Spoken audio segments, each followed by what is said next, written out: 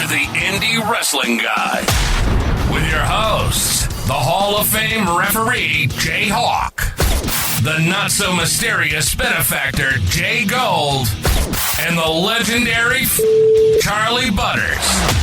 All right, it's December. There was snow on the ground, then there was rain today, and it's hog season. Yep. To celebrate hog season, I ate a meter of sushi on Saturday night. A meter. It was like the length of this room on a board. And I went to go eat some oyster, and something shot up my nose, and I spit it all over the room with people who were with me. Just grossed everybody out. So that was fun. But back to the hogs. To the hogs. All right. So I guess we'll go from the bottom up. All right, wait. So what are we doing? We're going to do the finalists right now. Finalists. Okay, let's make it. Let's make it grand. Most of these categories will have 2 finalists. Some may have more because of ties, but the majority have 2. So you can literally flip a coin if you're not sure on most of these. Or you can text me and we'll talk it through. So the first one, commentator of the year, we have several ties. So we'll start off with Dustin Alberti. Huh. How did that happen? I don't know. We did get one vote that said anyone but Alberti, so that was interesting. That was not me, by the way. That was not me. Wow. Alberti. All right. Wadsworth is number 2, followed by Mr. Joe Sposto. And finally, Toddy Tondera making it, rounding out. So those will be your top 4 for commentator. Wow. Sposto, who doesn't do any commentary anymore. Okay. He does for LVAC. On occasion. He doesn't always do LVAC. Well, okay. He's also damn good when he does it. Yep. It's not a bad votes. pick. He got 2 votes. So interesting. All right. Let's move on. Interview of the year. We had, let's see, the Den of Desire episode. And the Struggles. Yeah. And of course, Pedro. So those are your top 3 for that. Top 3 when Zagura didn't get in there? What are you people doing? Zagura didn't get in there. Kristen Ashley didn't get in there. I mean, we had a lot of great interviews this year, though. We did. There were votes Butters for showed them. The interviews, yeah. There were votes for them, but they just didn't get enough. When Butters showed the list of interviews we did this year, I had to like look at it again because we did. This was a tumultuous year, and we did a lot of interviews. So amazing. And we have 3 finalists for referee of the year. We have George Ross, we have Rosie Jones, and we have Tom Dunn. Yeah, Tom Dunn. 3 fantastic choices. Yep. JHawk got a vote. Clemens Which was not me, by the way. I did not vote for myself in this one. I'm going to throw that out there. Somebody voted for Rey Mysterio. Rey Mysterio. Somebody voted for don't know. Somebody even wasted their vote on Porter O'Shea. How about that? Probably Porter O'Shea. Probably. We see you, Porter. We go on to Rookie of the Year. Yep. And this is only going to have 2. It's going to be Aleo Dreams, who wrestles down at 880, and Shelby Wilder. Oh, for fuck's sake. Technically, the kid's first full year. No, you're right. You're right. He's going to get it too. I feel like he's going to get it. He's going to be the first ever 2-time Rookie of the Year. I do think he's going to get it. I do. And I'm okay with that. In case anybody really cares, I'm okay with that. Yeah, it's a hog award, guys. Like it's not life or death. I don't know. Last year seemed very contentious and people were very upset about the rookie portion of the award. Yep. All right, tag team of the year. There will be 4 in this category because we had a double tie for the lead and for second place. So we will have TME, the Den of Desire, PME, and Bax. I gotta say, no offense to everyone who voted, but TME barely competed together this year. Like, they competed more towards the end of the year. There wasn't a lot going on in the beginning of the year with TME, but okay. All right. They're the Enjoy Tag Team champions, I guess. I don't know, man. Everybody loves those guys. All right. All right. Here was one of the craziest category next to the Wrestler of the Year, Women's Wrestler of the Year. Lots and lots of votes in this one. Lots of interesting choices.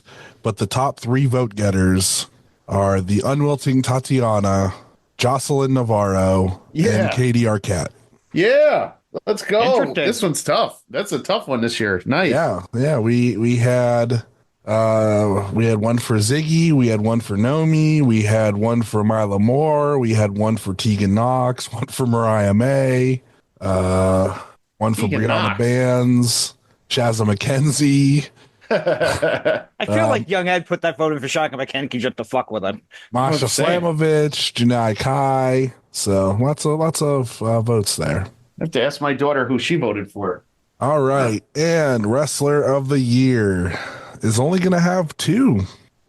And those 2, it's going to be between Sam Hardway Holloway and the IW Guide champion, Mikey Montgomery. Huh. Interesting. So there you go. That will go up Wednesday. We'll be promoting it on all our socials. Have you talked to Nathan Zagura about his thing? Yeah, it's taken care of. Okay, I'm just asking. He's going to send it to me when it's time. So I'm just asking. You will find out next week with everybody else. What, guys not allowed to ask questions? I'm just asking. Nope, Just not asking. allowed. No, just asking questions here. You know, the last guy that was just asking questions, He's we don't sleeping with talk the about fishes. that guy no more. Oh, shit. So what else All right. did you do? Anybody else got anything for this week before we move on? No, I drank 2 giant bottles of Saki, though, on Saturday night. Giant. And then I ended up watching the Cranberries on a Tiny Desk performance from NPR. And I was bothering Struggles and Andrew and Lewis all night, telling them all about it. So, yeah, it went that way. And then that was about it. Not a very exciting weekend, JHawk. You anything good? Oh, You at least sound better this week, so you Yeah. look like you're not sick. yeah. That part's better. I spent half of my free trial of Crunchyroll bitching at their technical support for being garbage. Oh, fuck I yeah. did see you post something about that. So it's something so fucking pathetic too. I got the account for my daughter. It was supposed to be her 18th birthday present, but we were a little short on cash. But it took a couple months for me to get it for her. I got the 1 week trial on it. Got up her account, got up my account, and I got up an account for my 10-year-old son with the parental controls and shit on it. Right? Mm-hmm. The parental controls work on my laptop. They work on the mobile app, but not on the fucking Roku app where my son's actually going to be watching the shit. And their FAQ was like, well, turn them off and turn them back on, and I should fix it. Well, that didn't work. So I go through their chat support, which took me to the FAQ, and that was it. I finally went, this isn't working. Can I speak to a human? They went, yeah, please wait while we get somebody for you. They didn't put anybody on the fucking chat. There's no fucking phone number. I wait 2 hours for a goddamn email that was just saying, hey, somebody's going to be working on this for you. 13 hours later, finally got a second email, which was literally just the chat transcript that I already had. Wait another then wait like another 11 hours for, are you still having this problem? And here's what and send us this information. Now, if I had a goddamn phone number, I could have sent them that goddamn information and already saved 24 fucking hours. Uh-huh. So nothing's gotten done 24 goddamn hours. Then when I send them the information they asked for, I'm like, by the way, if there's a fucking phone number I can call, because we could have had this resolved by now with a phone number. And they get, well, we get why you're upset. I would be too, but no, there's no phone number. And by the way, can we have a screenshot of the issue? No, you can't have a fucking screenshot of the goddamn issue. It's not on the fucking phone, you idiot. It's on the fucking Roku app. How do I take a screenshot of the fucking Roku app? With your phone? Right. I took a goddamn fucking video that's a good of, one. hey, here's what my laptop looks like. Here's what it looked like on the Roku app. I sent that at 6:30 this goddamn morning before I went to work. It is now 8:52 p.m. I still have not got a fucking response to that email. It's been 2.5 goddamn days now. Yeah, They and really now don't want my JHawk's fucking son is money. addicted to tentacle porn. What just the was gonna fuck, say. Crunchyroll? God Right. damn it. Now we got another kid watching tentacle porn. Yep, hentai. And I knew that's JHawk his was first watching experience with it. So now that's all he's going to think about. He's going to think he's going to grow a tentacle out of his ass and pleasure these women. What the fuck? I knew No, it. I knew that was I- going to happen. I will actually give my son credit. Be like on Saturday I took my daughter to the theater to see My Neighbor Totoro. Oh. In theater. Yep. My wife will come with Logan. Logan he's asked, "Can I watching use my hentai. Logan asked, can I use my Crunchyroll account?" My wife's like, "I don't care." And he watched like the first episode of Dragon Ball. And like 15 minutes into that episode, there's a scene where the girl's like lifting up her skirt and showing her panties. My son turned it right off and went, I don't think the parental controls are working. Sweet. Yeah, so my son actually was good and was like, hey, I don't think I'm supposed to be watching this, which is how I found out I wasn't fucking working in the first goddamn plague. But it should have come to fucking that because it should have been fucking working. Yeah. You brought the thunder, Crunchyroll. He could have seen tentacles enter a woman. Crunchyroll. He could have seen fucking anything. I've got it. Crunchyroll called down the storm and got the thunder god JHawk himself. Yeah. You guys are fucked. like literally, like if there were even if there was a human being on the chat that could have been like, hey, send us this information and we'll get back to you when we can, I would have accepted that. But no, a bunch of fucking email with no goddamn time frame, and it's been fucking 15 hours now since my last email. Fucking ridiculous. Yep. Yeah, if it's not fixed by Thursday, I gotta cancel the fucking service and tell my daughter, oh, I'm sorry, their technical support is fucking garbage. Well, don't disappoint your daughter because you want to watch hentai. You know, you should just. I don't want to watch hentai. Two, I don't want my son watching hentai, which is the most important part of the entire thing. Right. My daughter's 18. I really don't want her watching hentai either, but I can't stop her. Right. She already has, brother. She already has. She probably has. Yeah. Well. Yeah. So I'm already having a technical support day before my fucking microphone issue, which we will not get into on the air, but we'll never. Yeah, his mic wouldn't work when we started, so we started late, and it's been a whole thing. Shout outs, Zach, Andrew, and of course, Peppermint Patty. Hello. Hey, Patty. Patty said that Butters has a filthy mouth. That's all I know. She gonna be she said she has a filthy mouth, not me. She says she has a filthy mouth too. But I thought you did too.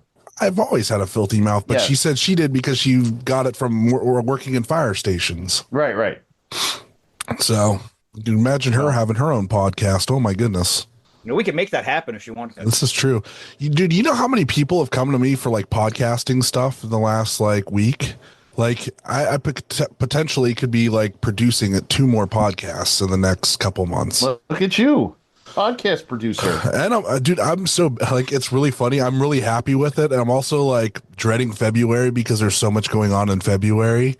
But I'm like, at the same time, like scheduling stuff for this podcast. I'm like, I could be a very, very, very busy man in February if things go through. So cool. It'd be interesting. What's on this weekend? All right, so I think the big thing on the Triller kind of thing is the GCW doubleheader this weekend. That'll be Friday and Saturday, and the show on Saturday, December 14th, 11 p.m. Eastern, GCW Highest in the Room 3. Among the matches already signed for that card, Matthew Justice against Dr. Redacted, a Bloodsport rules match, Josh Barnett against Royce Isaacs, and Matt Cardona against Effie. I've had enough of Dr. Redacted, but okay. Well, I mean, I've had enough of a lot of people that are on a lot of shows these days, but they're not booking for me. No. Right. Is that all for that one? Because I got to swing it full circle for our guest tonight on Friday, December 13th, live from Tyrone, Georgia. It is Action Wrestling presents Bangers Only 5.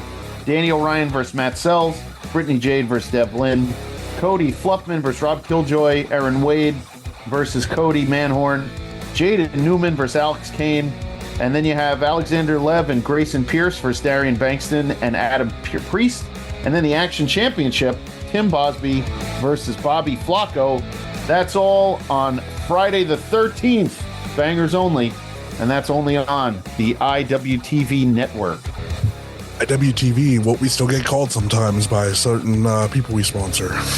Yeah, I think our logo is still on the ring apron of our guest company tonight, as a matter of fact. Yes, I believe it is, yeah. That's cool. The old school logo, man. That was in one of the games too, right? The company did a community creation in last year's WWE with it. That's pretty cool. They took it right out, ripped it right from real life. Yeah, that was pretty sweet, actually. Yeah. 880 Wrestling, Thursday night fights, 8 p.m. on YouTube, indiewrestling.us. It's also on TikTok, I think Twitch, the whole 9. Go check them out. They always have really good episodes. I think this week it is Reese Hayes versus Mikey Montgomery. So go check that out tonight. That's going to be a banger match. Speaking of bangers only. Also, future dates you need to know. AIW, December 28th. Terror at the... Is it Temple? Or are we back at the Temple? Tadmore. Terror at the Tadmore. It's 2 December shows. I don't know. December 28th, Akron, Ohio, and enjoy December 28th in Pittsburgh, PA. So pick one of those, go to them, watch them, stream them, have fun, do the whole nine. Interviewing. All right, this week we have the owner of Action Wrestling with us. He's also an actor. We're going to get into all of this. How's it going, man? Man, I'm killing it. Appreciate you guys having me on, and it's glad to reconnect with y'all. Hey, buddy, do you want to say what his name is, or are we going to have to? I realized I totally messed that up. But you know, amateur hour. Okay, like you've never been sick. All right, calm down, sir. We're speaking with Matt Griffin. He is the owner of Action Wrestling, and he's also an actor. He was an extra on Heels. This is going to be an awesome interview. I've been waiting to do this for like 4 weeks now. So awesome. Go ahead and jump into it, Josh. All right, so lead off. So I live out in New York. So when my exposure, I'm in Long Island. My exposure to Action Wrestling was through these guys, and we started watching shows. And when I started doing the show with JHawk, we were watching a lot of Action Wrestling. So I'm more fascinated in Southern wrestling and in what's going on as far as the indie scene right now in Southern wrestling. We highlighted Bangers Only as this week's What to Watch. So. And I follow you on Twitter, and I've been following Action for a while. So my I guess just to start off, and I think most people know who you are because you've been around this business for a while. What are your thoughts on the state of indie wrestling as far as Southern indie wrestling going right now? Where you guys are? How comfortable are you with where you guys are in your spot and what you're drawing and that kind of stuff at this moment? Wow, that is a huge question and could just about be a podcast in itself. When I started 6.5 years ago promoting and booking, I wanted to do a lot to raise the profile because I always felt, and I think it's pretty obvious that the last couple decades with independent wrestling, it's always had a Northeast centric focus because, well, there was so much going on in the Northeast, of course, New York, Pennsylvania, and that's where a lot of the websites and publishing offices were. And, there was a lot of great stuff going on in the Southeast. I was fortunate enough to be a part of NWA Wildside for 5 years. And, we were doing some real cutting edge, real adult wrestling angles and programs. And, I always wished that we could have had more of more coverage. And I don't want to say more respect because I think people respected Wildside. I just think a lot of people didn't know about it. And when I started promoting, I really wanted to go ahead and push everything I could, because social media was a thing that didn't exist, when I was actively wrestling. I think when I started getting out of the business in 2007 or so for a while, MySpace was just becoming apparent. So, I wasn't really used to social media. So I really wanted to, use every avenue, Twitter, Facebook, YouTube, to try to go ahead and push us out there, get stuff printed in PWI. I had a conversation with Powerbomb TV, which became IWTV. And when we were on there with our first show, our second show actually live streamed, and that was all a part of pushing what we were doing in the Southeast to help raise the profile of what's happening down here, what's happening in Georgia, nationwide. I feel like as a whole, things like IWTV have helped a ton. There's several promotions now in Georgia and the Southeast that are on. There's Southern Honor Wrestling, which if you watch any of Southern Honor Wrestling, I have definitely an interesting character there. I believe there's IWE in Augusta, Georgia. There's several other promotions in the Southeast that are on the service, though. And in 2022, we also hosted Southeast First, which was kind of a groundbreaking show. We took several promotions, brought them in-house, and had, instead of an action show, an IWTV Super Show, and ACMAC won the World Championship. Mm-hmm. That focused a lot of stuff down here. At TWE, we had the Uncharted Territory run throughout that summer, which led into the Scenic City Invitational. Of course, Scenic City and TWE are also on IWTV. And like action like SCI and TW, we all stream live on IWTV as often as possible. So we're able to get a lot of different eyeballs on the product. I feel really secure in our place on IWTV and in the Southeast in general. There's a lot of great groups that are down here. North Carolina has PWF with the Carinos, Deadlock Pro Wrestling. Tennessee has TWE and several different groups, which Tennessee is interesting because it's like 4 different territories in one state. But I do feel really secure. I think the future is very bright. I've had to almost stop adding as many shows as I have, and I have to try to make sure I use patience because I don't want to burn out audiences and crowds, and I'm trying to spread out all over. And in the state of Georgia, I always am trying to be like, I hate to use the term mentor. I feel like I'm trying to push myself as something I'm not necessarily, I'm not trying to be a teacher, but I'm trying to tell others what works for me, what I think can work for them, promotion wise, to draw houses, to just bring up the state of wrestling in this state in general.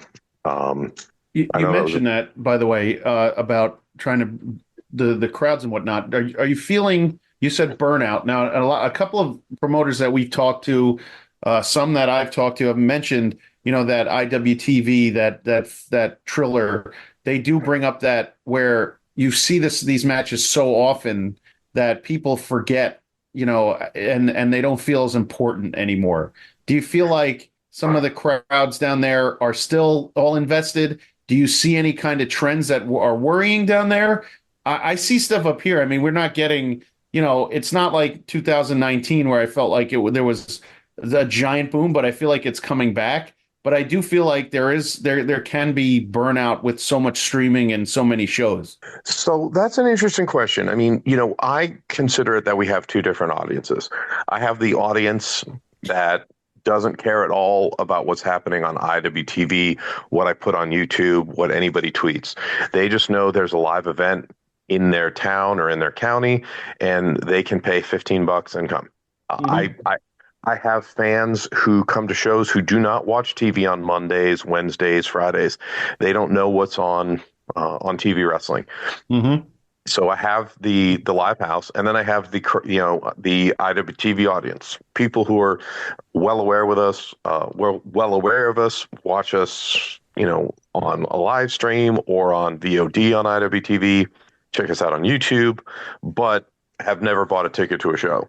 Both fan bases are extremely important. I think we're in the Southeast. Southern wrestling has always primarily been heat and angle driven and personalities clashing. That's what draws houses for us. So the fact that there is burnout within some fan bases is, and there is a lot of streaming content. There's so much out there. There's independent wrestling streaming, Thursday, Friday, Saturday, Sunday, just at the independent level.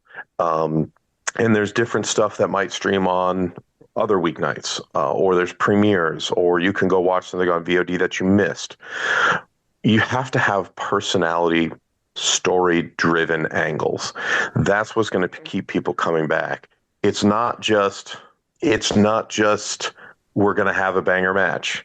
The fact that I call this particular show we have coming up Bangers Only was actually just kind of a joke.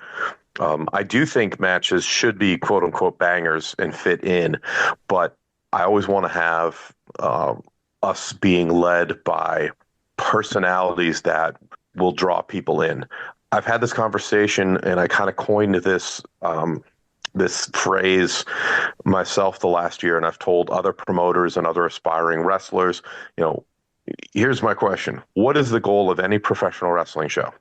I mean, to make money. To make money. Good. So yeah. The correct answer to that question is a corollary to that. The most important aspect of any pro wrestling show is to sell tickets to the next show. Because you have already drawn the house that you're going to draw. Whether it's 100 fans, 1,000 fans, you've already drawn that. But so you can't control the house you have at 7:30 at bell time. You've already done what you can do. But what you can do is you can go ahead You can go ahead and have a good show with good, strong angles, and get people interested so they want to come back. That's the trick. It's not getting somebody to come to one show. The hard part is getting people to come to a second and third show. That's where, if you can figure out that metric, then you're going to be good. So it's interesting you said that. So, and you talk a lot about your fan bases down south. So I don't know a lot about you as far as your past. So tell me about, like, what was your exposure to the business before you went to wrestling school? Like, who was your guys? What were you exposed? Are you from the South originally? I am from, I was born and raised, lived in the same house for until I was a senior or graduated high school in Westboro, Mass, right outside of Worcester, Mass. Wow. Okay. Yeah, so I was 20 minutes from the White Eagle, where they're doing Wrestling Open every Thursday at 8. So you were a Federation guy growing up. I was definitely a Fed guy. The first thing I ever saw on TV that I recall was I was 11 years old, and I saw the main event where the Mega Powers exploded. It's possible I saw wrestling before that, but that's the first thing I saw. And then I was fortunate enough to have one of the UHF channels that had a ton of the, in 1990, they had World Class, they had IWCCW, which was the Tony Atlas, Savoldi, Vic Steamboat group. You probably call that Tony Atlas Vic Steamboat match a million times. I'm sure I had it on a terrible dub because I would tape wrestling that I couldn't watch constantly. So I was exposed to a lot. I saw some of the NWA syndicated stuff from Crockett. The first NWA stuff I remember seeing was Ric Flair as a babyface, and the angle with Rick Steiner getting a girlfriend and then her turning on them to go with a couple masked guys who became Doom. So yes, so you're a northern guy. So and then now you're down south and you're running shows and running a style of Southern wrestling. Really? Yes. Amazing. And I loved it because early I would watch stuff from all over. And the first independent wrestling show I ever saw, I will tell you, was a student show run by Killer Kowalski's Fed. Now, it was after Triple H. It was 1996. But, I did start seeing some independent wrestling and getting into it when I was a senior in high school in 1996. All right, so you and I kind of same range, same all that stuff. Yeah. I graduated in 97, so I'm right there with them. Yeah. Okay. So then how did you get out of that TV mindset up there when you decided to start wrestling and go south and run these type of things? Because I got to say, the stuff that when we used to watch action shows, that's the first time I ever saw Alex Kane. It's the first time I ever saw Adam Priest. I forgot Alex Kane's partner. There's a bunch of guys that I've also Bobby Flacco. Like I haven't seen a lot of that style up here. We don't get, now we see Adam Priest a little more because he came up with Deadlock.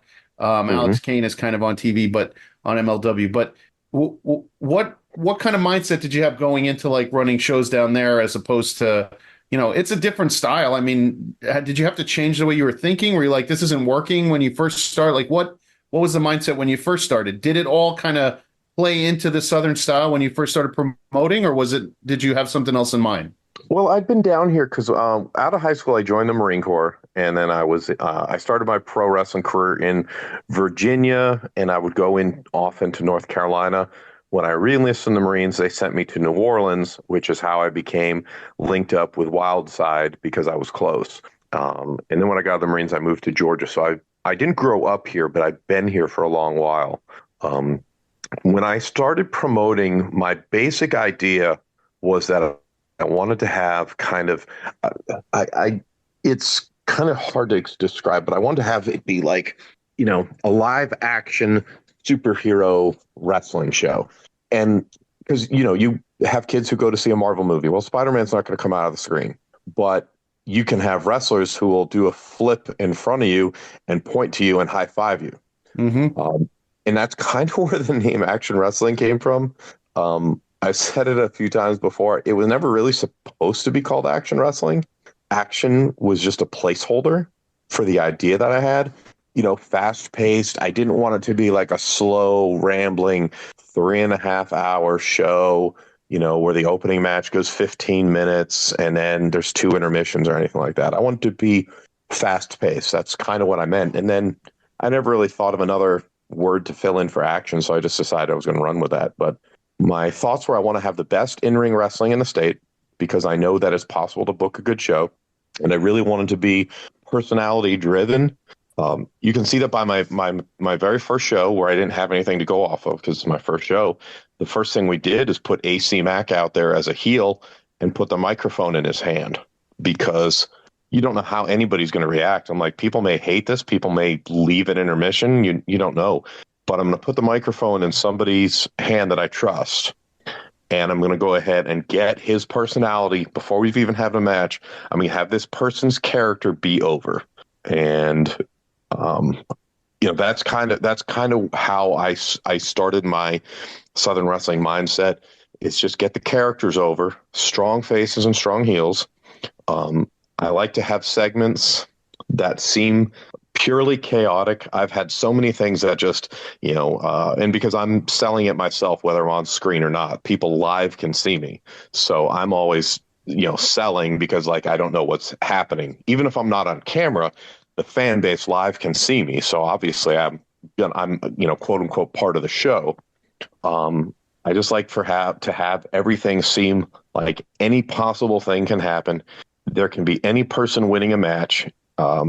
Any title can change hands on any match. For example, Alex Kane and Manders earlier this year was in April. And Manders challenging Alex Kane because of the way we had the show, we decided to open with that match, which, kind of tells you wrestling brain, well, the title's not going to change hands because they put it out first, which is one of the reasons I was like, it worked perfectly to go first because nobody is going to expect that the title is going to change. And, it was always planned to. Show layout is something that's very, very important to me. And I think is probably my biggest strength and I say that because I have people say that to me a lot, that my shows are paced very well. And I feel good putting shows together, like match orders, match times, how we get in and out so that things don't drag. So even just by utilizing, God, I hate the word utilize. Why did I say that word? Just using what we have at our fingertips to go ahead and get in and out and using everybody to the best way possible. You can have it feel like a quick show and have it feel like, oh man, that was 2 hours long. I want more, and you should always leave people wanting more because that's where you'll get that point of like, hey, when's the next show? When are tickets go on sale? What do you think is the sweet spot for timing on a show as far as how many matches and how long? It's as far as how many matches and how long, it can be venue dependent, but as a whole, realistically, for what I'm doing down here, I'd say 2 hours to 2 hours and 10 minutes. And ideally 7 matches. If you need something that's going to go a little bit longer, I very rarely run 6-match shows. I would love to be able to.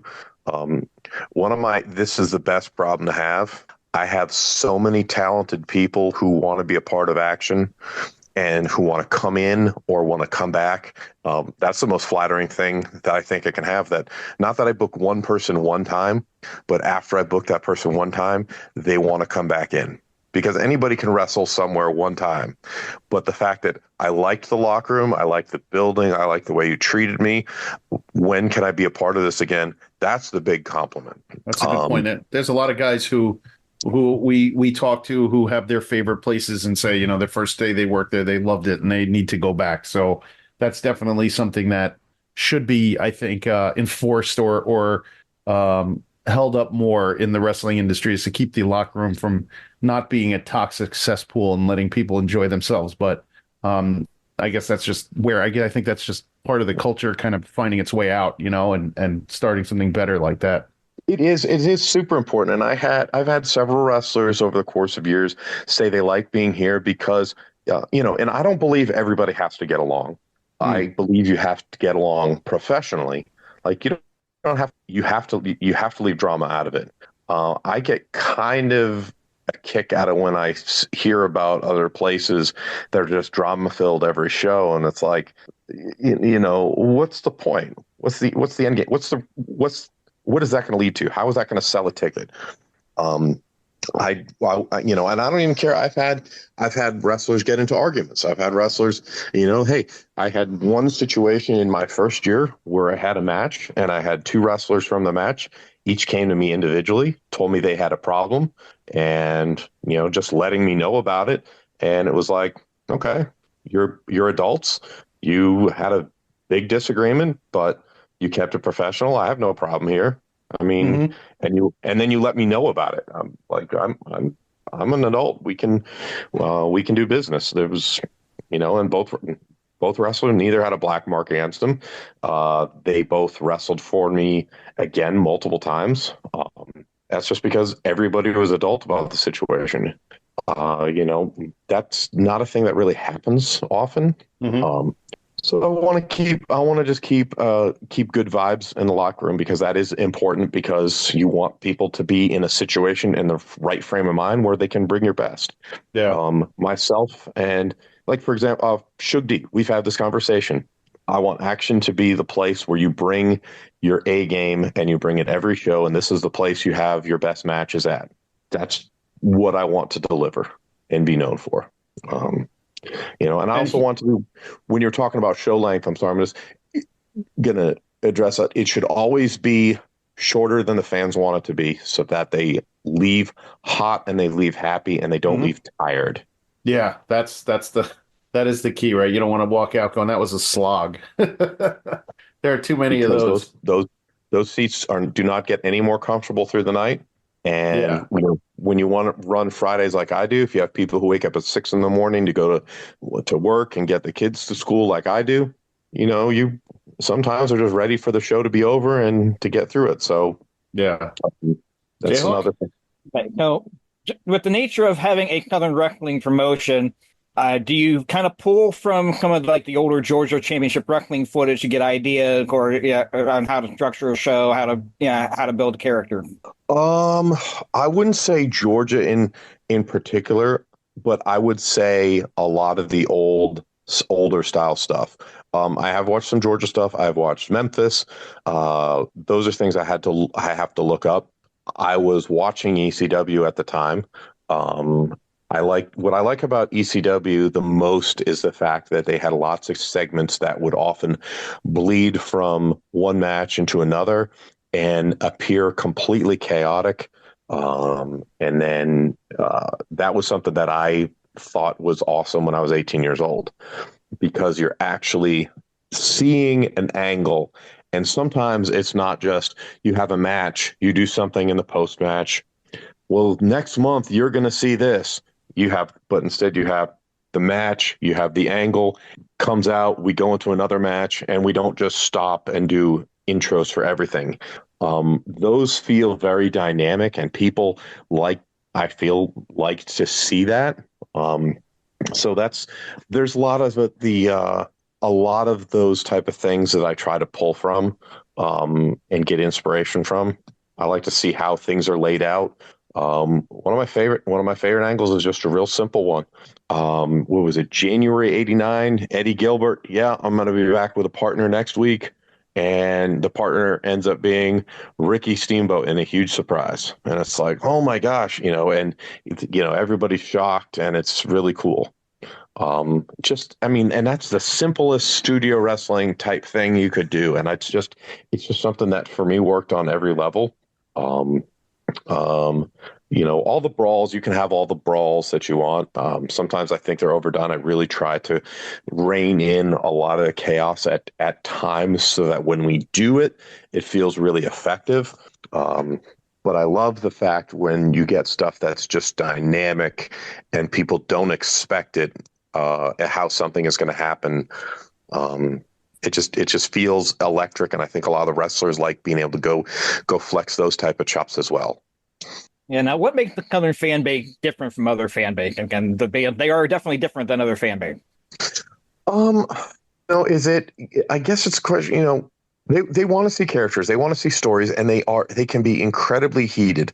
I think the biggest thing about the Southern fan base as opposed to some of the other areas is that for whatever reason, fans aren't totally jaded down here. Like there sometimes is a sense to me. I'm not trying to trash anybody. I'm absolutely not doing that because you always, as a promoter, are, the right answer is what is going to sell you tickets.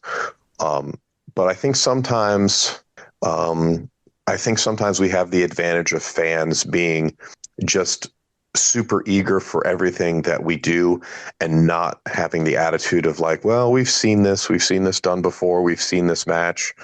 In fact, that's one of the reasons I'm not afraid to do rematches anymore. I don't think the first year or two we ever did a rematch. Now I'm just doing stories like tonight as we tape this, I dropped Jay Newman and Alex Kane, which is a rematch from our October show. I will feel freer to do that because I think people are okay with it. I think overall, though, I think that the Southern wrestling fans are, at least for me, they're just often into everything because the wrestlers here know they have to have personalities and characters that attract attention. They cannot go out there, and I tell them, like, you cannot be guy in tights who is going to go out, come through the curtain, chew gum as a heel, and then do a bunch of flippy shit for 7 minutes and expect to get heat. What is your deal? What is your deal? 5 seconds out of the curtain, 15 seconds when you hit the ring, when the bell starts. If the match is beginning and I don't have clear ideals on who or what everybody is or is doing, you've already failed. Now, it doesn't mean you can't. I have a lot of success with doing babyface versus babyface matches. But again, those generally tend to be very, very strong personalities. They're very strong, and I have a lot of feedback and reaction that they like seeing babyface matches because it's like a sportsmanship thing. They know they're going to see clean, quick, fast-paced wrestling, and it's going to be, it's going to be different than a babyface heel match. So you want to provide differences on your own shows. I don't think you need to have a whole 7-match show with just both these guys. Mm-hmm. But having a match on a show definitely shouldn't be a detriment. What do you think is the biggest mistake a wrestling promoter can make? Not listening to their fans, because their fans will just stop buying tickets. You can promote any style of pro wrestling, and any style of pro wrestling is valid if it sells tickets and is a moneymaker. It's one thing to invest in a promotion and, like, for the first few shows, know that you're running at a loss because it's an investment in what you're doing. It's another thing to have no ability to make money because you don't understand what you're doing and you're not understanding the people who bought tickets to one show, not understanding what will bring them back to see a second show. Like, if you keep them there for 3-something hours, it's like, oh, do I really want to go there for another show that's so long? Versus, I saw a 2-hour show and now I'm hyped. When are you guys coming back? Not listening to your fan base and not understanding their wants and needs. And their wants and needs can simply be, Friday nights are good. Saturdays, I'm going to go watch college football. Sundays, I have church and family time. Okay, Friday nights. That's something as simple. I talk to people. Hey, do you like the start time of shows? Do you like when they actually start and when the doors open? Do you like the night we run? Do you like, what wrestlers do you like? You got to be. I really try to not be in the locker room area during the show. I want to shake people's hands so they know me.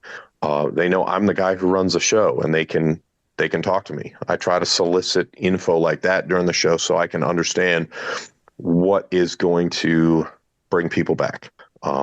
If you just have, this is my vision and this is what I want to do, and you're selling 30 tickets to a show forever, you're probably not in the wrestling business. You're in the wrestling hobby. Because anybody can go out and, I'm going to go ahead and lose, $3,000 a show, but I'm doing my artistic vision. Okay, cool, but that's not the wrestling business. that's just an artistic endeavor that you're losing a shit ton of money on. All right, I got one more here that I think kind of fun. That before I give it off to Butters here, we used to ask this one all the time. We kind of gone away from it, but with as long as you've been in the business, what is the worst ring name you've ever heard? Oh God, the worst ring name. Oh man. What was yours, by the way? Well, I was known as JC North.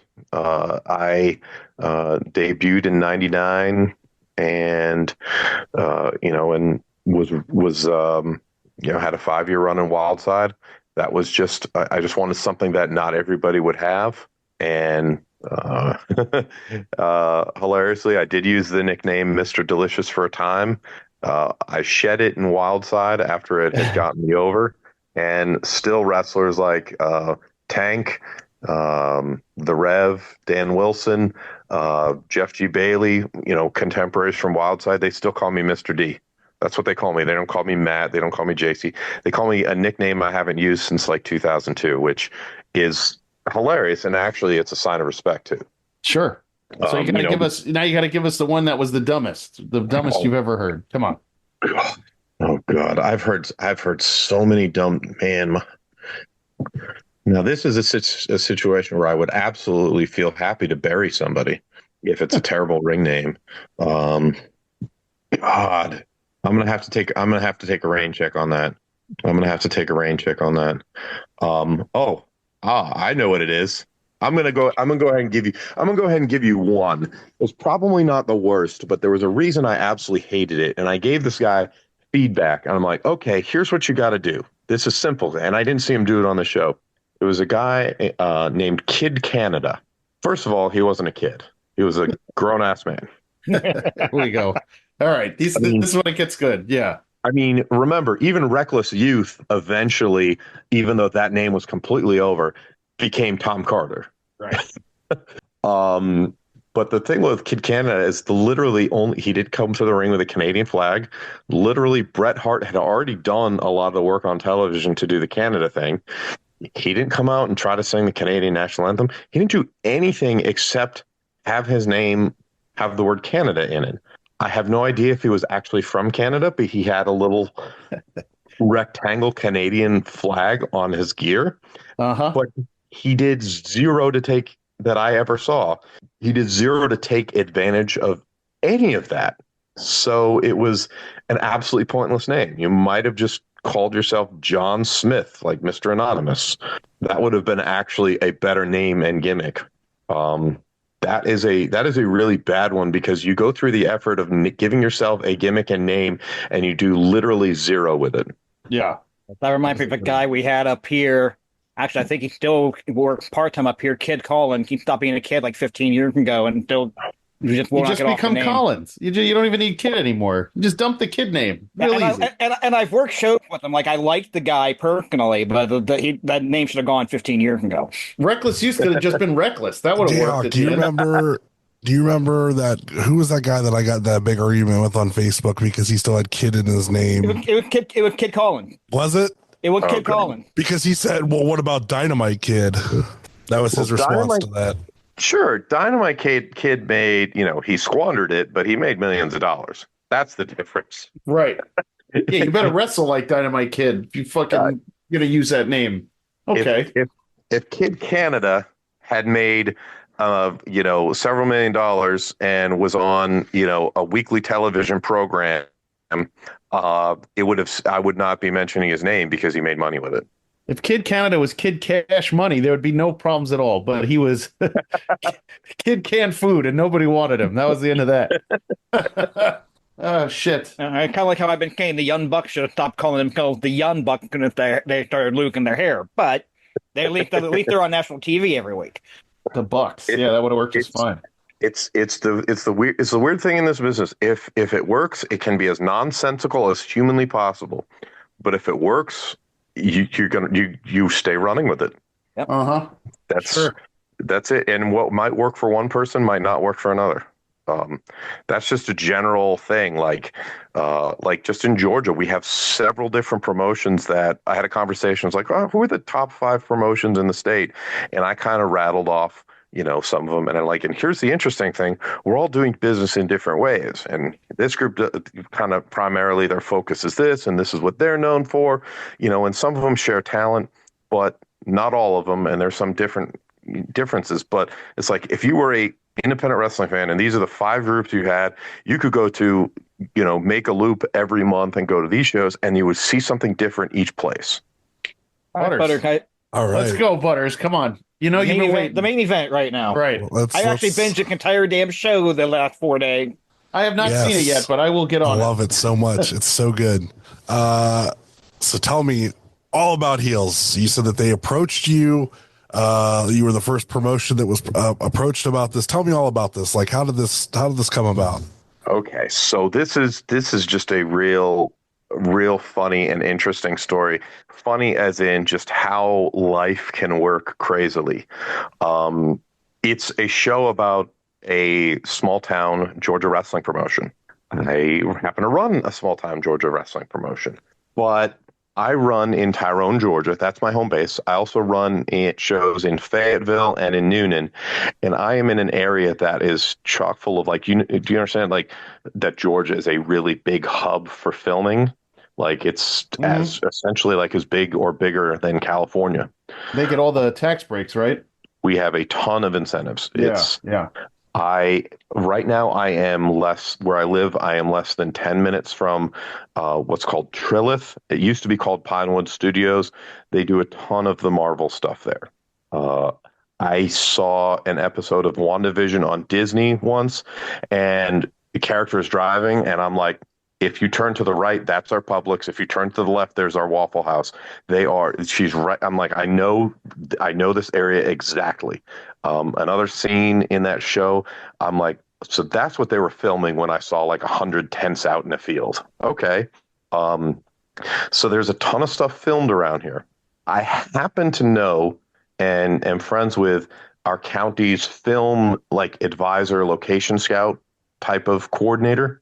And she's been to my shows, and she had somebody get in touch with her, and she found out they were scouting for a new television show that was going to be on the Starz network, and it was going to be about pro wrestling. So she ended up getting a producer and a location scout to come to our January 2020 show. The date here is actually really important because you know what happened a couple months later? Yeah. Mm-hmm. Wow. So one of the producers and location scouts came to our show, loved it. She bought the location scout. She bought a bunch of merch. I talked with the producer. I gave them locker room access. I told the whole locker room, hey. I had a special meeting before they got there. I'm like, hey, here's what's going on. So we're going to be the utmost professionals. If they talk to you in the locker room, feel free to tell them about anything. Here's what's going on. We're going to be super, super open about this. They came back to my February 2020 show, and there was 8 or 10 of them. I've got a picture with the whole crew that was out, with my friend who was the film person for the county. She was also a town council member with the mayor, and it's happening in my building. We got the picture right before the Action Wrestling show. Everything shuts down. The world closes a month later. So everything's put on the back burner, but they start back up. They actually had auditions for wrestling roles and extras in our building at one point. That was run by a guy named Ray Lloyd, who you might better know as Glacier. Mm-hmm. They came in and they filmed stuff. They set up a wrestling ring in our building and rented it out.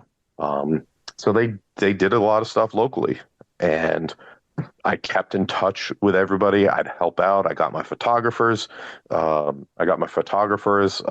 little bit of pay, and some of the wrestlers for photos, for backdrops, and I think my graphics designer made some of the tickets and some of the props that were used. A lot of this stuff was just happening all around. Yeah, it was really cool. And then somebody I go back decades with, we met initially in Louisiana, named Luke Hawks. He is a notable pro wrestler, founded Wildcat Sports in Louisiana. They just had a big show last weekend. Luke Hawks is bald, right? He was the Stone Cold in that A&E in the Dark Side of the Ring. He was Stone Cold in the Young Rock. Young Rock. Okay, yeah, right. Okay, cool. Okay, now I know who you're talking about. Okay. So wrestler, like he's at WrestleCade pretty much every year. He's very well known for wrestling, but he's also very well known in TV and film. He's done several Marvel productions. Heck, I was watching Mayor of Easttown, and a truck pulls up and they shoot up a store, and I'm like, oh, well, it's Luke Hawks being a bad guy. That's cool. So he got, and he trains people in pro wrestling. So he got involved, and it's a perfect mix of both worlds, acting, which he does, and pro wrestling. And he told me he was going to be coming on board with it. And I got the call to go in for the first season. I actually we trained for a week and shot a scene for a battle royal in season 1. I am one of the wrestlers who helps throw out, oh God, what was his name? James Harrison from Pittsburgh. Was it Apocalypse? Yeah. Apocalypse. Okay. I was one of the ones who helped throw Apocalypse out in a battle royal in like episode 5 or 6. They decided that I wasn't burned up. I'd done a locker room scene and I'd done a couple of things, but they wanted to bring me back as the referee for the last episode for the Florida group. So I got to ref it was Luke Hawks, who was the Hole, against Alan Maldonado, who was Rooster, for the Florida Wrestling Dystopia group. And thankfully they came back with season 2, and I got to do a couple episodes for season 2, and it was one of the most professional sets I've ever been a part of. They cared so much about making sure that they had the actual wrestling stuff right. They would ask, I'm just an actor. I'm an actor, but they're asking me, it's like, okay, you understand wrestling. You're in this business. Where would you be standing? Like, for example, in the Spade versus Spade in the last episode of season 2, it's a gimmick match. So they're like, where would you be standing for this? Where would you be? So they're letting me tell them and me show them how I should be, as opposed to saying, stand here so the camera can get you. They wanted me to be right so that if somebody was watching this and they were a wrestling person, it would seem absolutely good. They like there was one particular scene where it's like, okay, those guys with the belt, they got to clear off this table early because they would see the action coming and they would quote unquote, no, they've got to clear off this table. Then they've got to come back to ringside. They can't stay there because, they cared very much about getting the wrestling right, which was interesting. Can I stop you for a second, Matt? I want to ask you a question real quick. This just came up in my head. So in the last 20 years, and for a sport and a business that gets much maligned, like every asshole who doesn't watch wrestling gives people the business. That's fake, right? Blah, blah, blah. Do you feel, and I'm thinking back to all the shows that were made, Heels, The Wrestler, the Dump Matsumoto show, the Iron Claw, Glow. Why is it that they give so much attention? Wrestling shows and movies are always good. In the last 20 years, there's been a ton of great wrestling movies and TV shows. Why do you think they give it so much reverence when they're filming it? But the same people, if you said to them, I love wrestling, will be like, you're just a fucking nerd, right? Why does that happen? Like, now that I'm thinking of it, like, I'm 46 years old. I've watched wrestling my whole life. I love it. I don't care what people say to me. But when they make TV shows and movies, there's a reverence to it that just makes sense and people enjoy it. Where's the disconnect? Why is it like that? I don't. That's really interesting that you bring that out. I know that Heels in particular, because some of the wording used annoyed some people in the business, and I was like, get the fuck out of here. They're running an episode season, and it's about independent pro wrestling, and you're going to tell me that you don't like it because one of the main characters says, I'm going to prepare the script for tonight? Get the fuck out of here. They're not you should be invested in this show as a show that's writing about your business. They're trying to connect with the 30 or 40-year-old men and women who are looking for something to watch on cable. And there are people, and I have lots of people who are not necessarily wrestling people, but since it appeared on Netflix, it's like, hey, I saw you on Heels. That was really cool. Or maybe they've seen me post about it on Facebook and they'll check it out. That's who it needs to be appealed to. I absolutely hate that flip side too, where wrestlers are disdaining the show simply because it uses some wording and terminology they don't like. It's like, okay, we might not call it a script, but you would call it a format. It's not that fucking different. The format of the show versus the script versus the show. That was certain stuff like that got in my craw, where it's like, okay, independent wrestling itself is not respecting the show that's about them. And those people cared so much. They came to Action Wrestling not once, but twice, so that, and then the world locked down. And they did their homework, and they asked actual people who are in this business and have done this their whole lives, what should we do here? But you're going to, there are people who I know who watch heels and who will not watch wrestling with me. Or I have friends in town who loved the Iron Claw, loved it. And I'll be like, you should come over and watch Monday Night Raw with me. No, I don't watch wrestling. That's all it is. It's the same shit, except without a script and doing it live. That's all the difference is. Like, it's all acting. What are we doing? I mean, I guess it's the same thing about how, it's like, oh, well, Field of Dreams is a baseball movie. Well, no, it's a movie that has baseball in it. It's about a man's relationship with his dead father. Yeah. I guess. But maybe Heels is a show about wrestling. It's wrestling. So is the Dump Matsumoto story, the A&E Dark Side of the Ring. I know a million people can recite every episode of Dark Side of the Ring and won't watch the show with me. I work with some people who will bring up Dark Side of the Ring, and it's an episode I haven't even seen, but yet they know all about it and watched it, but they don't watch wrestling and they won't come to one of my shows. I don't get it either. It's strange. It's very strange, but you do it justice. The Heel show did it a lot of justice, and people seem to enjoy it. The one thing I didn't like in Heels, my first watch, was them calling themselves the Duffy Wrestling League, because I thought league just felt weird terminology wise. But the second time I watched the show when it was on Netflix, and I really fell in love with it more, and I really like Charlie Gully. He is my favorite character. He's he's such an asshole. I love him so much. Mike O'Malley is the best. Mike O'Malley's fantastic. I know that you're friendly with him. If you ever see him again, you let him know that he has a huge fan in the wrestling community that thinks he did an amazing job. I would love for him to he's going to be in Indianapolis, I think for WrestleCon, and I'm going to go specifically to meet him and get an autograph because he's been amazing. Well, that he was fantastic to deal with. I won't say what it was. I'm going to leave that for myself. But I will say because I was on the last episode. I was the last episode. The scenes that I filmed were the next to last. They filmed a couple locker room scenes. I got wrapped at 2 a.m. on the last day of shooting, and they filmed a couple other hours for some locker room stuff. But when this was basically it. When they were done, I got a picture with Mike wearing his hoodie, wearing his face, and he just said some things to me that for him were kind of off the cuff, but to me it was like an, oh my God. I turned to a production assistant right there. I say to the PA, I'm like, did he just say that? And he's like, yes, he did. And just fantastic guy.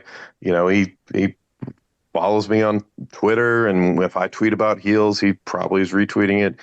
Extremely passionate about this show. And remember, this show stopped filming July 2022. So we're almost 2.5 years removed from any part of it being filmed. And, lots of the people who are involved, all the way up to Stephen Amell and Alexander Ludwig, were and are passionate about this show, to the point where if it does potentially get greenlighted for a season 3, they've given all indications that they want to fit it into their schedule, even though they're on other projects. And Stephen Amell loves wrestling. Loves it.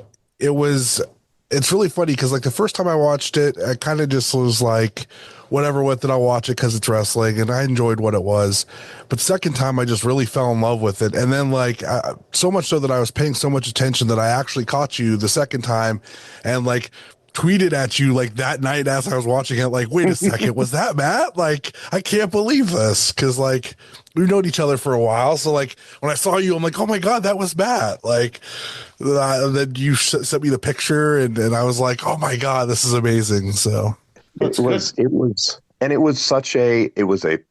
a professional set. There were, it was great. I mean, I could just talk to just about everybody. And nobody, there's always a professionalism. Like and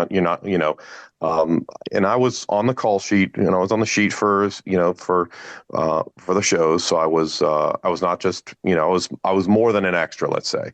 And, but certainly you're not just going to walk up to somebody and just start chatting. I mean, people can be really intense on scenes, but I will say that I had great interactions with every single person there. And Mike O'Malley, I mean, I was Mike O'Malley's, referee for his Florida Wrestling Dystopia group. That was very, it's very cool to think that. And then when the show ends, hopefully there will be a season 3 and a continuation. But when season 2 ends, there's 3 people in the ring. There's a Spade, the 2 leads, and myself. And just every time I think about that or look back at it on Netflix, it's just like, this is insane. This show to me started when they came out to one of my shows, and I get to be right here, at the end of the final scene of season 2. It's great, and people are still talking about it. I know Luke Hawks at WrestleCade a couple weeks ago held a panel talking about it. It's still being watched. I have no idea if it's enough to bring back a season 3. I really hope Netflix will take a look at it with what's going on, pretty soon with adding WWE, and hopeful as they want some more wrestling content on there. So fingers crossed. Yeah. Netflix is going all in on that. We'll see. I really hope so. I really hope everybody gets a shot to come back because it was left on a cliffhanger, a really crazy cliffhanger, and with several of the stories. And also it just you could tell like that they cared about like what they did in that show because it did bleed through. What did you think, JHawk? You watched it recently. You crammed it all in. What did you think? I will admit, like right at the beginning of the first episode, where you see Jack Spade writing his script for I'm going, I don't know if I really want to stick with it. I will go for it in 5 minutes. I mean, that show's fantastic. So many great, I mean, the cast is fantastic. So many great characters in it. I found myself rooting for some of the characters, rooting against some of the characters themselves, just in the non-wrestling scenes as well. I think JHawk, I'm going to go with what you said. I think, I know Butters just loves it, but I'm going to definitely have to binge that during the Christmas break, like when we're off, and get some good, I mean, I could do 2-3 episodes a day, when I'm home. So we'll check that out.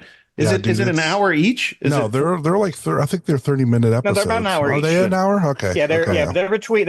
I think the first episode is like an hour 2, and the rest of them are like between 50 and 60 minutes. Okay, they fly by. When I watch, they fly by for me.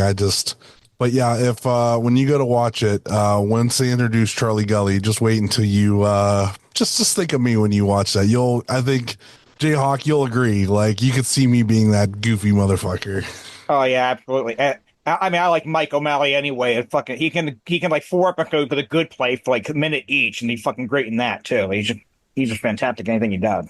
Yeah, but like they really give him like an extended stuff in the second season, and he really gets to shine in the second season. I think that really brought out a lot more of his personality and like just there's a part in it where he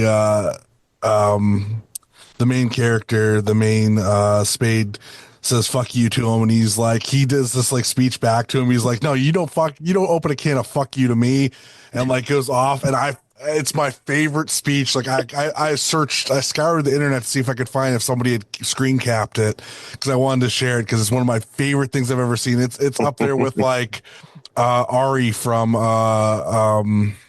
Oh, from Entourage. Entourage, when he would have his like breakdowns and stuff like that, and like throw his phone and shit. Like it was like one of those kind of speeches. Like, and it made me just love that character so much. Like, I'm watching that pick and he can go on. Mike O'Malley would have been such a good heel manager if he fucking wanted to be. Such a good. He do the promo. They're so fucking good.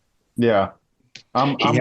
He had such an intensity in his eyes and was just so understanding and wanting to understand how to make the wrestling business look good on this television show. And it's small. That's amazing. Yeah, you say that. Like, that's amazing that there are so many people when they do it on television, they want to do it right. They don't just dick around with it and make it into some goofy circus, right? Like, and that's important to me. I've devoted my adult life to pro wrestling. Treat it with respect. It's a business that can be exceptionally goofy at times, but don't degrade what it is we do, no matter what style it is, whether it's a hardcore style, whether it's comedy matches, whether it's athletic cruiserweight style stuff, no matter, if it's the angles, the heat, like treat it with some sort of reverence and respect. And they absolutely did, just from the fact that you have production people like, hey, we're attached to a wrestling show. We want to go learn about it at an actual Georgia. They came to Georgia independent wrestling shows to learn about the show and see what it should look like.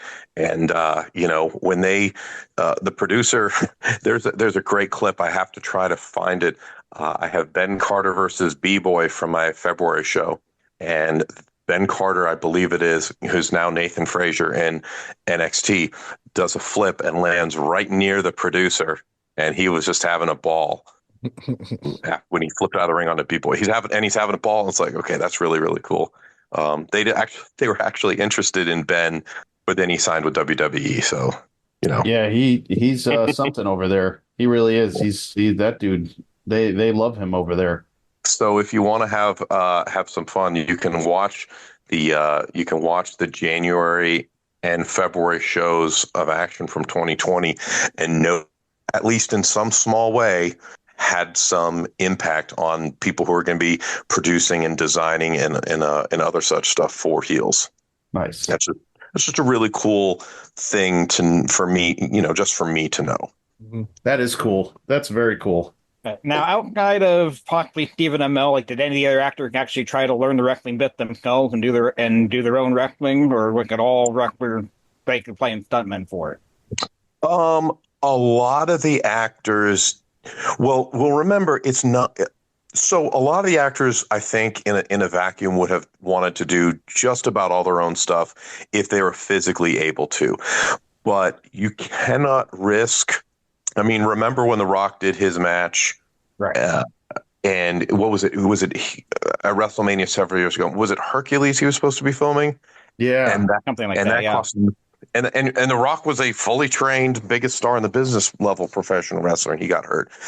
So a lot of the stuff that they did that would have some sort of danger, because there's a couple things, like you don't want to risk anybody getting hurt, but also they have to spend their time on certain things. Stunts on a set are going to be very well coordinated. So you have a stunt person who is not going to be delivering dialogue in these scenes. What they can do is concentrate on the mechanics of this particular stunt that they are going to do. So you have that dual purpose. Like, for example, Brady Pierce was he's a great independent wrestler, and he's gone a lot into doing TV and film stuff. He was doing a lot of stunt work. Well, they're going to have him do some of the stunts instead of Alexander Ludwig, simply because, if he has a day where he's doing a stunt, that's his entire day that he's concentrated on doing that, as opposed to where you have an actor who might be, I've got to go ahead and film this scene. I've got to go ahead and film this scene. So there's like sort of a difference there. Plus, if you have somebody get hurt, even if it's just rolling an ankle, that can cost a lot of money in wasted time and days. Mm. So, but I will say that so many of the wrestlers, some of the actors did learn wrestling. I mean, you had Luke Hawks, who was there training them. They had a wrestling ring set up that was a training ring.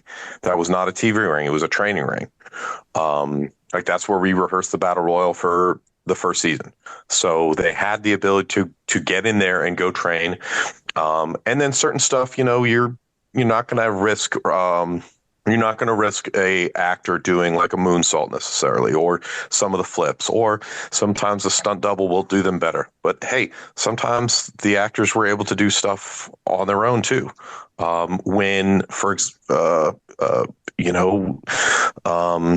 trying to think of a specific example. Oh, even some of the wrestlers, there's one particular scene. I won't say who, but this wrestler was like, oh, I can do even more. I can take this bump here. I can take this bump here. And they're like, no, because we're going to cut it together because the TV people are also going to try to limit risk. That's their job. Everything is very, very, very structured and safety minded on sets for a reason, because, the TV and film industry has a history of, there have been stunt people, there have been actors who've died on set. John Landis gets fucking crazy during the Twilight Zone, the movie, and Vic Morrow and a couple children were killed. They're not horribly. running full spots, full matches in those shows anyway. I mean, those matches are so cut together that it's not like you need somebody to do a 15-minute match for you in front of the cameras, right? I mean, that's not. No, you don't. You generally will do certain segments, and you may do a whole 2-minute spot once it's rehearsed, but they're not showing a 15-minute match on the show. They're going to intersperse, they're going to do clips, they're going to do crowd reactions, they're going to have cuts all around. There were long segments that were filmed.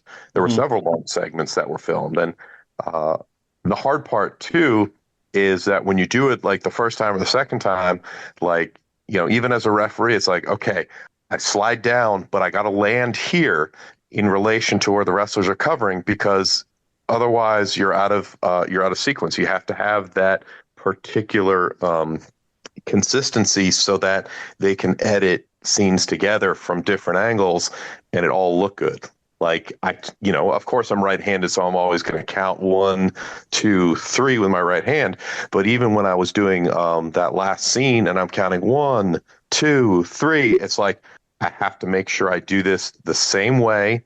I say it the same way. I put my fingers up the same way, because otherwise I'll have fucked up that part and it can't be used. You know what I mean? Yeah. It's that. And that's where sometimes you see errors in movies where the collar is unbuttoned for an actor and they turn around and it's buttoned, and then they turn around again and it's unbuttoned, because they don't have they film stuff out of sequence, and you film stuff from one angle, go to lunch, come back, and if nobody notices it and you don't have a person on it, then it's potential to get screwed up if the actor just unbuttons their collar. So, wow. Butters, what else you got? We're going long tonight. That's what I got, man. That's what I wanted to talk about was heels. No, that's great, man. I'm glad that I got a chance to talk to you and kind of meet you in doing this. Do you want to give us some plugs for the show on Friday? Yeah, we barely even talked about Friday, which is, I'm glad we got to talk about a lot of stuff. But this Friday, it's December 13th, 7:30 Eastern. We are presenting Bangers Only 5 with Action Wrestling. It's typically we try to end the show end the year on a big note with this show. It's our annual Toys for Tots fundraiser. We have on top an interesting situation that happened. We had Bobby Flacco win the Action World title in October. He lost it in his first title defense to Warhorse. Warhorse then lost it to Tim Bosby the very next night at TWE in Chattanooga, Tennessee. So we have a situation where the Action World Champion is coming in to defend against Bobby Flacco, and he has never actually wrestled in Georgia before. So it's going to be Bobby Flacco and Tim Bosby for the Action World title. Today we just announced former MLW World Champion, former Action World Champion Alex Kane in a rematch against Jaden Newman. Very had a real good first match with a bit of a heated finish. That's on the October action show. We have Adam Priest and Darian Bankston teaming up to face off with Alexander Lev from the NWA and his kind of protege, Grayson Pierce. We have a pretty stacked show. Very, very looking forward to it. You can watch on IWTV on Friday at 7:30 p.m. Can I give my plugs as well? Of course, do it all of it. Facebook and Instagram, you can type in Action Wrestling and the number 1. On Twitter, it's Wrestle, WRESTLE, Wrestle Action and the number 1. We're even on Blue Sky now. It's just you can just type in Action Wrestling, and we have a YouTube channel. We're really trying to put more content up. I'd love to have more YouTube subs if you're so inclined. You can just go to youtube.com/Action Wrestling. All right, I'll be watching on Friday night, so that's good. We normally check all those shows out anyway, so everybody will be on Action Wrestling on Friday night. What else are you going to be doing? All the good holiday shows are coming out, so everyone will be on that. JHawk, what else you got? Yeah, real quick before I do my plug, I like the fact that the Action title changed hands on a TWE show, but way too often you see another company title on the line. You would just assume, okay, well, they can change in hand because not their show. I like the fact that happened. Yeah, to borrow the name of a company from a friend, The Struggles, his promotion is called Expect the Unexpected. Mm-hmm. I love that as a philosophy. When you get somebody comfortable, when you get the fans comfortable into knowing what's coming, then you can absolutely subvert their expectations and just completely flip it. Excellent. As far as my plug go, Twitter, Twitch, and TikTok at RefJHawk. The blue sky, refjhawk.beatguy.social. I've got no shows until like the 3rd week of January. That's all I got right now. Charlie_Butters on Twitter and all the others. I got nothing for right now. I'm just battling whatever sinus bullshit I got going on. You can find me on Twitter at JGold12 and on Instagram at JGold12. Please rate, review, and subscribe wherever you listen to us. And our Twitter handle, IWGuide1, patreon.com/IWGuide. Don't forget about the merch store over at Brainbuster Tees. And if you use code IWGP24 on Gorilla Press Apparel, when you check out and buy 2 or more items, you get $20 off your entire order. Listen to our podcast friends, the Main Event Wrestling Network. Our buddies over there, their award season's coming, and I didn't win their raffle last week. So the Wrestling Junkies and On the Mark Wrestling Podcast, and there's a bunch more we'll start adding, and I'll give you more of their names and such. You can check out the Main Event Wrestling Network. At Odds with Wrestling, the card is going to change. The Super Fantastic Podcast, which I am understanding there's a Christmas episode coming out. So Stacy's got that coming out, and Marks with Mikes.